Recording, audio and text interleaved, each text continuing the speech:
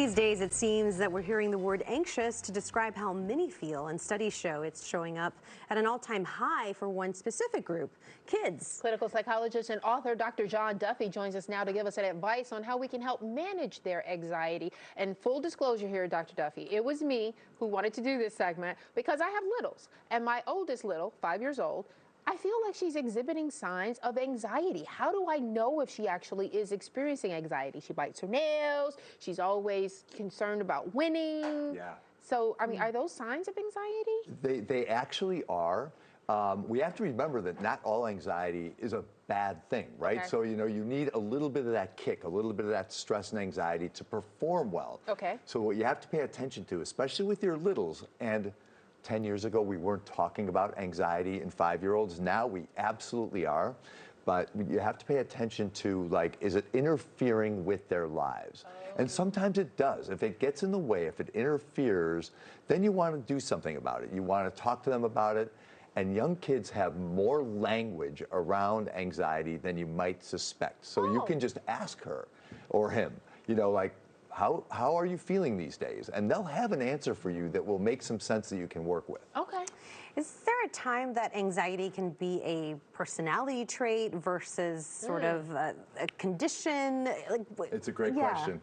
Yeah, so in the TikTok age, a lot of kids come to me and they've already self-diagnosed because they've watched a thousand videos, right, on depression or anxiety or whatever. And so I have to kind of work backwards and see, do you really have this affliction, or is this just kind of a little part of who you are that we can navigate with and we can work with, Too often, though, they feel like I'm just this deficit. This is my identifier. And we want kids to think differently. We want them to also focus on, like, what are my strengths, not just what are my deficits, what am I struggling with. Yeah, and we talked about social media, but can parents and other adults be the ones that are also creating this anxiety? You would never.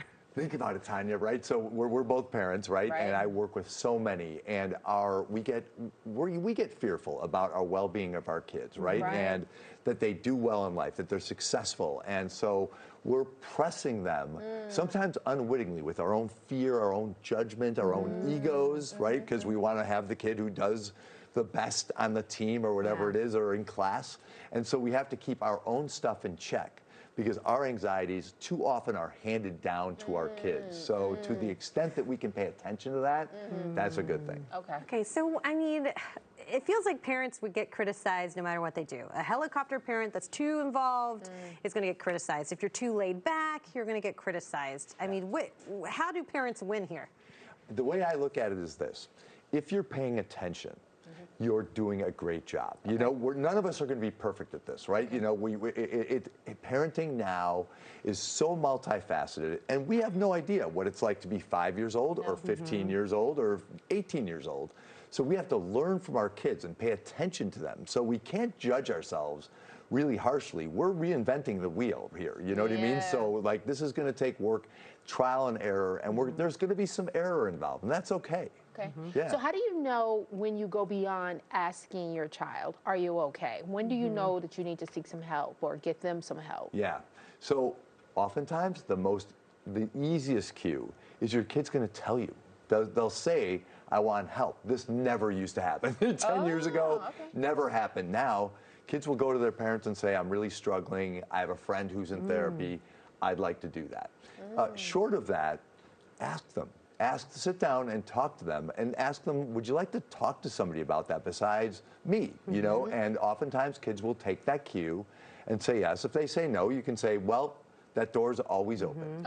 You can always use that. But sometimes kids will say, yeah, I'd like to talk to somebody. And just knowing somebody's there, even if it's not this long course in therapy, knowing somebody's there I can talk to on occasion carries kids through an anxious time. I was getting ready to say it can go a long way, because a lot of kids feel like maybe I can't talk to my parents, or maybe I can't talk to my aunt or my uncle or my grandparents or whoever may be there in their lives. For sure, for sure. Our kids wear masks for different people, right? So oftentimes when mom and dad leave the room, I meet a completely different child. And that's important, that they know that they can wear these different hats, these different identities. And that's not a bad thing. But they need to be able to show that identity to somebody, because sometimes the anxiety comes from what they're not showing you. Oh. You know what I mean? So they need to show it to somebody. So just real quick, is 5 years old too young 5 years old is not too young. for therapy? Not too Okay. young. All right. All right.